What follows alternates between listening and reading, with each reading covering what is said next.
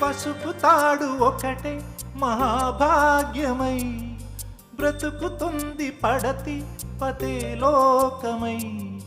మగని మంచి కోసం పడే ఆర్తిలో సతిని మించగలరా మరే ఆప్తులు.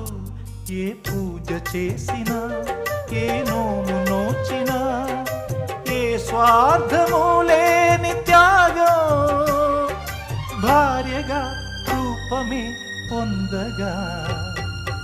అపురూపమైనదమ్మ ఆడజన్మ, ఆ జన్మకు పరిపూర్ణత ఇల్లాలమ్మా.